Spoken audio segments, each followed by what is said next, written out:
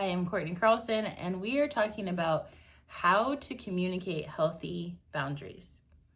Now, if you missed my healthy boundary video, pause this and go back and look at that, because there's a lot of beginning practical help with that one. But I wanted to add a video that specifically talks about how to communicate boundaries. It's like a language. And so as you're figuring this out for yourself, I'm going to give you a practical, because that's the easiest way to kind of think about it.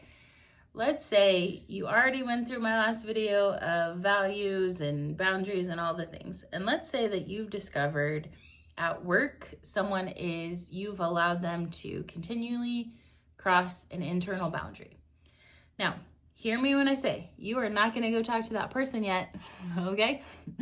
The first process is connecting to yourself, your boundary, and kind of building that emotional weight. We're lifting weights emotionally. And so we're going to kind of build up that strength before we go have a conversation with them.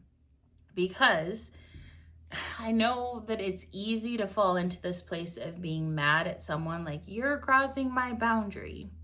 However, it's not helpful to stay in that, and it's actually not even their fault. If someone is crossing your boundaries, it's not necessarily your fault, but it is your job and your responsibility. Oh my goodness, kitty, go away.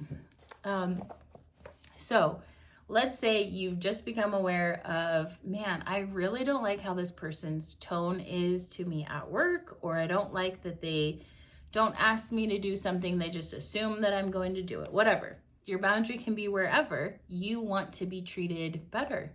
When you're deciding, I don't really like that. That doesn't feel great to me.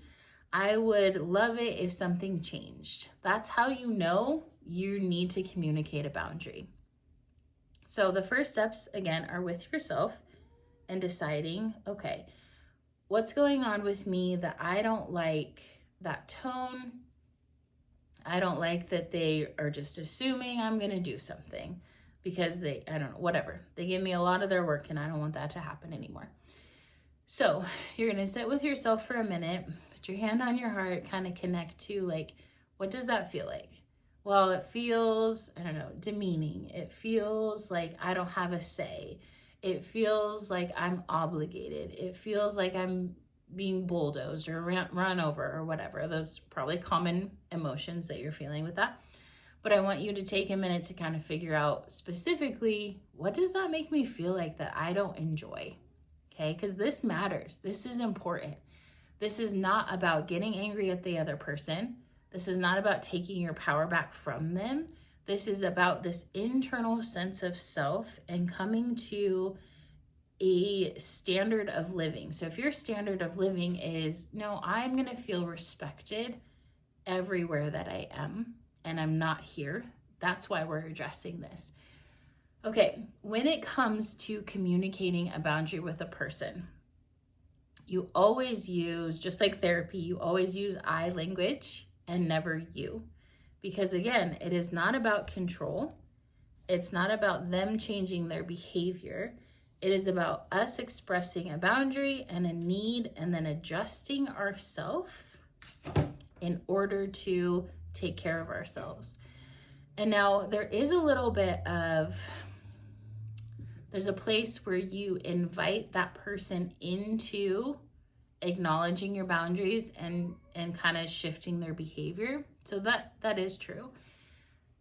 It gets a little muddied, I guess, but all of this is taking care of our emotional needs, allowing the other person to have emotional needs and have a conversation. All of it's kind of weird and awkward because we haven't done this before. So let's say you get to a point where you're taking care of yourself and you're not emotionally charged. Do not have a conversation where you're emotionally charged, okay? Make sure you're taking care of yourself and you're like, you know what? You're right. I don't want to feel that way anymore. I'm going to commit to you that I'm not going to allow them to do that. That means I'm going to shift and I'm going to change and I'm going to take care of you better than I am. Now, once we're calm, we're not emotionally charged, we're going to go to that person, email, face to face, whatever that looks like. Hey, can I have a conversation with you about something? And I always like to start again with, it is not their problem and it's not their responsibility and they're not the bad guy. Okay.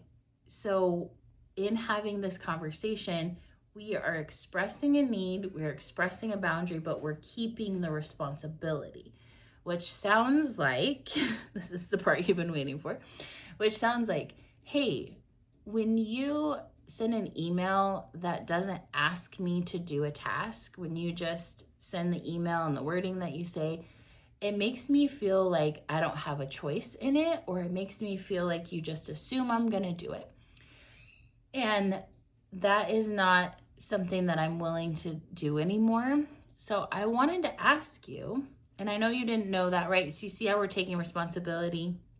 I know you didn't mean to, but it does come across to me like I don't have a choice and a say in that, and that's not something I'm willing to do.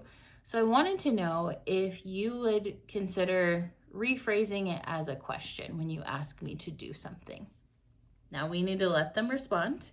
And because we are bringing to their awareness, hey, I don't like to be treated this way. And it's an invitation. So it's not control. It's not you need to ask me something different. It's an invitation to, do you think you could word it as a question because of how I feel when you are not wording it as a question? And we allow them to recognize like, oh, that's how you feel when I do it that way. And that person still has a choice. They can still decide to, oh, sure. Like, it depends on the person. They're going to respond one or two ways. They're going to say, oh, yeah, sure, I can rephrase it. I can try to rephrase it as a question if you need me to. Or you're going to be with that person that's like, no, it's your job, blah, blah, whatever. It doesn't matter their response because you are owning your boundary and how you are going to feel and be treated on the other side of that. And now there's some things that you can do in standing your ground moving forward, and there might need to be adjustments that you make, even to the point where you leave that job and get a different job, even to the point where you're deciding that you're not going to do whatever they're asking you or not asking you to do, or assuming that you're going to do. And because of that, all of this is still that internal sense of responsibility so that you are adjusting yourself. Again, we don't need to be offended or frustrated or feel like a victim if someone else isn't changing, but we are going to change for ourselves. So maybe that looks like, oh, if that comes in where it's assuming and it's not my responsibility and it's not a question, that's not going to be a priority for me. Like, these are the practical ways of not allowing yourself to and your boundaries to be crushed in on anymore. Maybe you have to exert yourself. Maybe you have to show up and be more confident. Maybe you have to voice your opinion, or maybe you have to have that conversation a couple times. Hey, remember, I did ask you, could you put this into a question when you're asking me to do something that's not my job or responsibility? And so it's, again, helping people understand. You're setting the tone for, this is how I treat myself, and this is how I invite people to treat me. And now, if you were thinking, oh, I can't do that, or that would never work, or they would never, blah, blah, blah, then you're still in that victim mindset and you're not willing to do the steps that are needed in order to shift and change your own life, because you absolutely can live a life that of the places that you value. So if that looks like leaving the job, leaving the relationship, shifting and adjusting, not doing things for people that are rude to you, then those are the decisions that you're making now, instead of just allowing life to happen to you, allowing your boundaries to be crossed. So I hope that's helpful. We're at 9 minutes now, so I'm going to stop. But just like always, take it to the Lord, and I hope you have a blessed day.